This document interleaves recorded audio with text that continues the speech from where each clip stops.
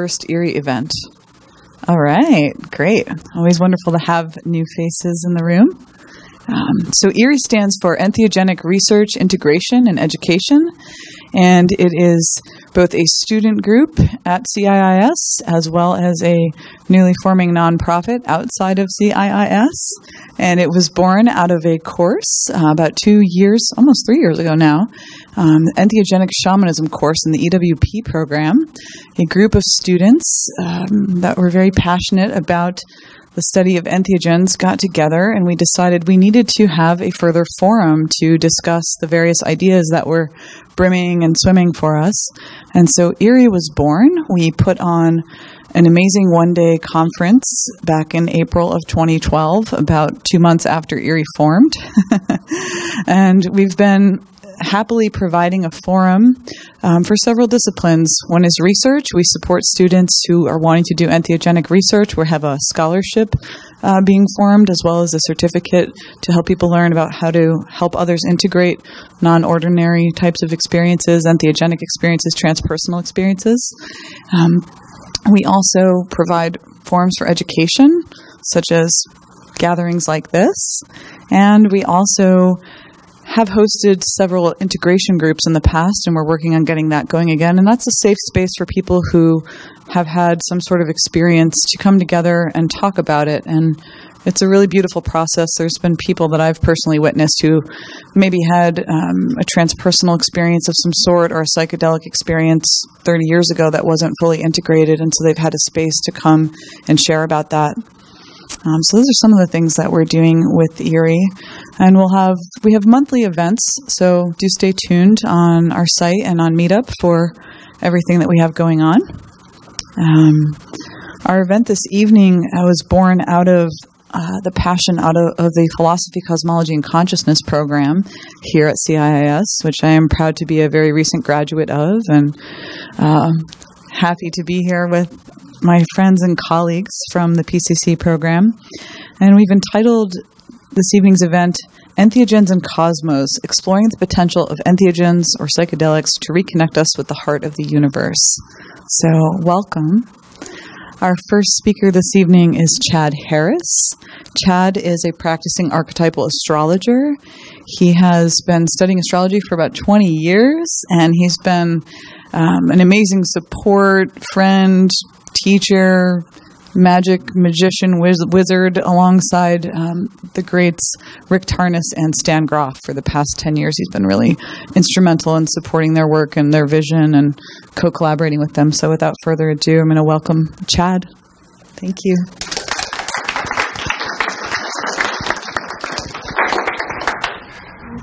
Welcome, everyone. Can you hear me in the back? Yeah? All right. Awesome. So first of all, I'd like to thank Larry and Natalie and everyone involved with ERIE for having me here tonight. I'm really excited about the topic and to be able to share this information with you. Just to begin with, show of hands, who is familiar with Stan Grof and his work? All right, thought so. And how about Richard Tarnas? Okay. And specifically astrology or archetypal astrology. Okay. So great. To begin, it's a very, this is the first time I've given this lecture. This is really actually Richard Tarnas' lecture. I'm adopting it and going to say things that are different than he can say during the lecture because he's he himself, but also I have a couple examples at the end that I came across during my preparation for this talk, and they are really striking, and I think you'll find them very interesting. So to begin, let's see, how did it all start? Believe it or not, with this guy. He's the first person, well, on some level, the ancient Greeks had the understanding of the archetypes in the transcendent, that we were participating in some way in principles that were transcendent, transpersonal to the individual. A quick example, beauty is an archetype. Everyone is beautiful. The earth is beautiful, but nothing is the absolute principle of beauty. We all participate in that. So that's kind of just a quick gist of the way archetypes work. But it took us 2,000 years to get the math right. Nicholas Copernicus was the first person to really recognize that the Earth was not the fixed center of the cosmos, that we were a planet moving around the sun, and this changed drastically everything. We had to get astrology was a single science with astronomy in the beginning. As they developed, they really divided, and at this point, they divide pretty distinctly. So what happens after Copernicus, we get the math right in the sense that we're not the center of everything, but we also discover the 3 outer planets, which are critical to fulfilling the pantheon of archetypes that are reflective of the human psyche. So we had to go through this process of recognizing that we're not the center, finding the outer planets, and also at that same time, the last 500 years or so, we forged the individual. The autonomous of our individual nature now is different than it was before the Copernican revolution. Astrology prior to that was done more for the king or for the country or for the pope rather than individuals.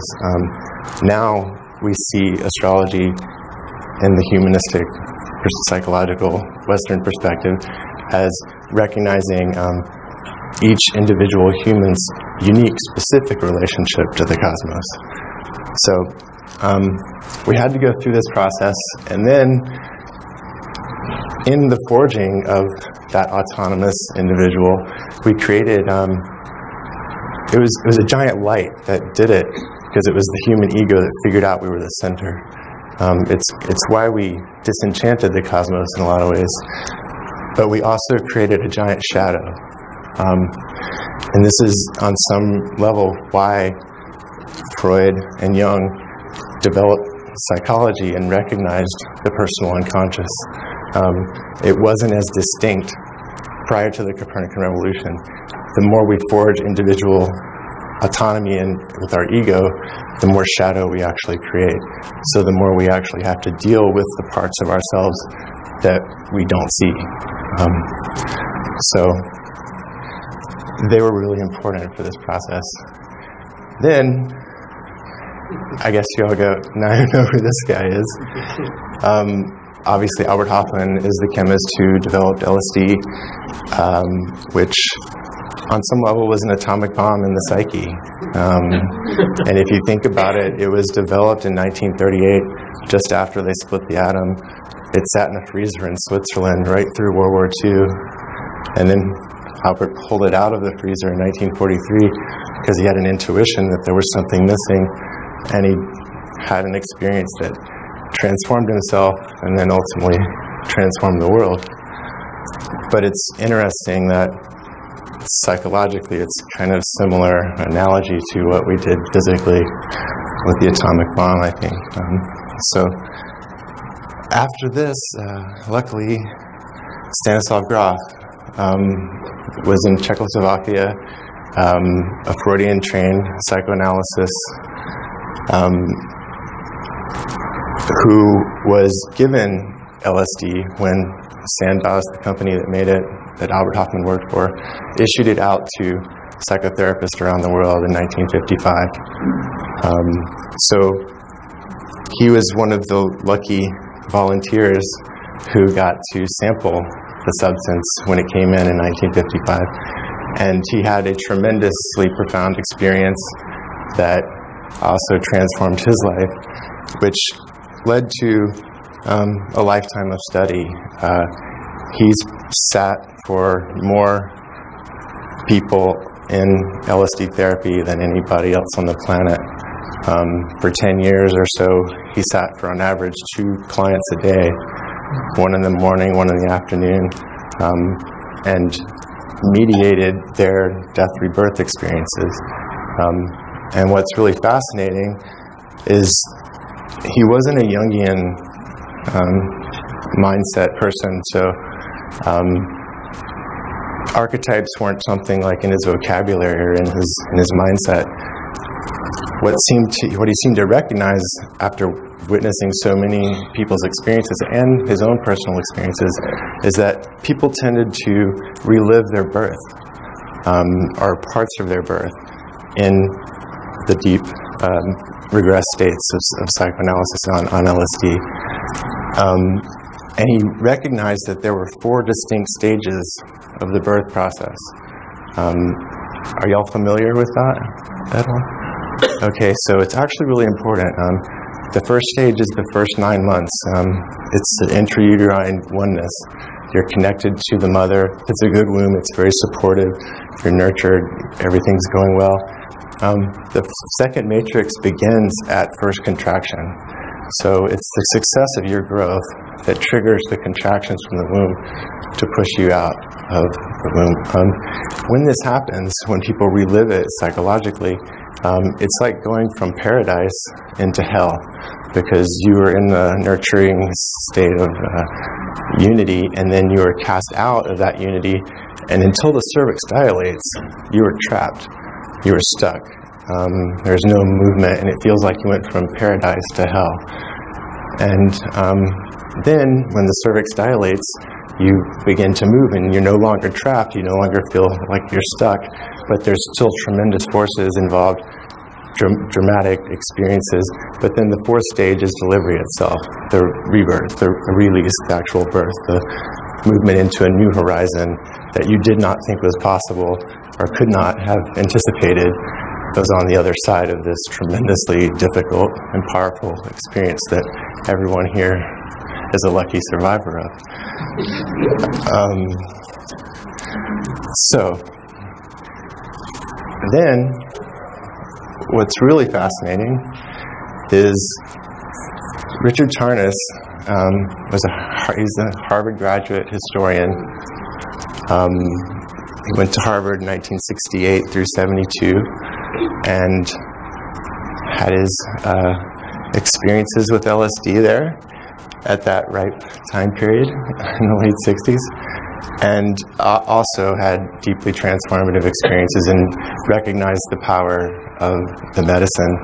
And after Harvard, he decided to go study with the person who he thought was most educated in this discipline, which was Stan Grof. So he actually hitchhiked to Esalen, and they became friends in 1973, 74, and began to do research together.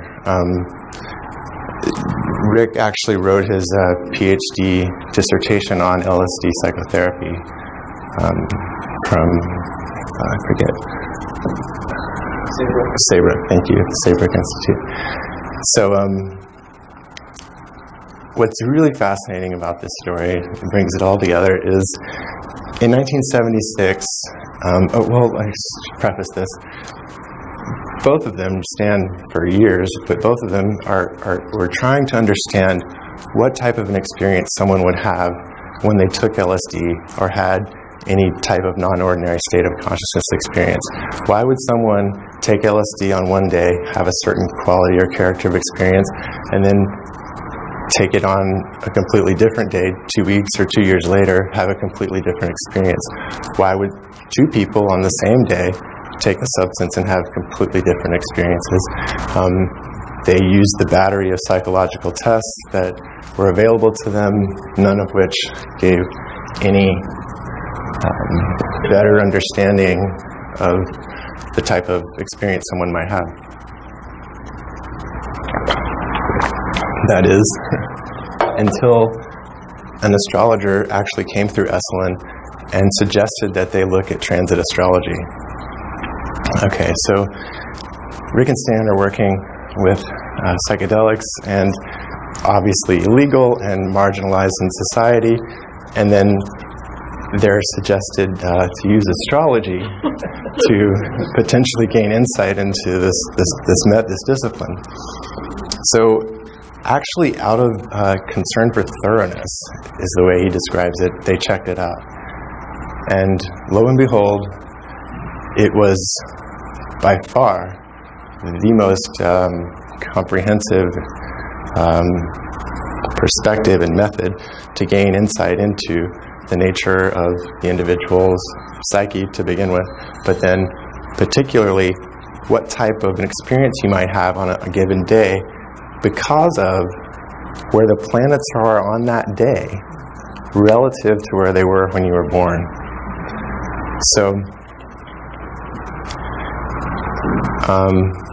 without like a deep knowledge of astrology, I don't want to go too much further into that. Are there any questions so far? About the birth, what about circumstances like a C-section or The C-section has a unique quality. Stan has a lot to say about that. It has a very different, quality of experience, because basically what you go through from gestation, from conception to delivery, is kind of a fractal of your life. So, like a template. It's a template, like a subsection. So, like what you'll experience, say, and it's different if you go through like hours of labor, and then it's an emergency C-section versus a scheduled C-section that was just planned beforehand for whatever reason. That can also have a different quality of experience. But this lecture is not about that, so I'm going to have to move on. Please. As you described, the womb. Oh, I'm sorry. Okay. As you described the womb, so I was connecting it with the archetypes. So that sounded like the Neptune when it's in the womb. Yes, that's right. And then goes into Pluto, which is nope. And then Uranus. You're onto it though. Yeah. Okay, so thank you. That's actually right where I wanted to go. So this is one way that astrology deeply informed Stan's work. What Rick recognized is that the 4 stages of birth actually do correlate almost exactly to the archetypes that are related to the 4 outer planets. Now, it's not in order, Saturn, Uranus, Neptune, Pluto, but like you said, the first stage, the undifferentiated unity of the womb until the cervix, until the first contraction, that is Neptune. It's a Neptunian state of bliss if it's a good womb. It can be toxic if your mother's on drugs, that kind of thing, but if it's a good womb, it's like paradise. And then Saturn brings in the first contraction, and until the cervix dilates, you're stuck. Saturn is like constriction and the sense of being trapped or being burdened by limiting circumstances that you can't escape. Pluto is intense and dramatic, but it has a telos. I mean, there's a strong telos. There's an evolutionary impulse. It correlates to the libido, our instincts, the will. This is Pluto's realm. So, and Uranus represents the 4th stage, the actual liberation into the radically new horizon that was unexpected. So that's all Uranian. So that's exactly right. And they were completely surprised to recognize that the 4 stages of birth actually do match up quite correctly to the archetypes of the 4 outer planets. So it seems as though the universe actually has encoded within it, in the 4 outer planets, a process that reflects the death-rebirth mystery for all of us. And it's not just in birth that this happens. I mean, every paradigm, every worldview, every 500 years, it's like a new womb, and then it becomes contraction. You fill it up, like before the Copernican revolution, we thought we're the center, and then that became not real, and then you broke out of it, and it was a whole new reality. So this death-rebirth process is happening all the time. All right, I'm probably running way over time, so you had a question, though. So I was wondering, would there be any value then in planning a journey to, based on what time in your Yes. astrological chart? Exactly. Okay. That's exactly where we're going with this. So, thanks. Okay. So that's exactly what they realized. What they did was they studied Grof's research, the paperwork that they had of the clients that he had and their birth dates, looking at their sessions and the qualities of them. They also deeply researched and had good journal accounts of their own experiences. And so they had that as a model to understand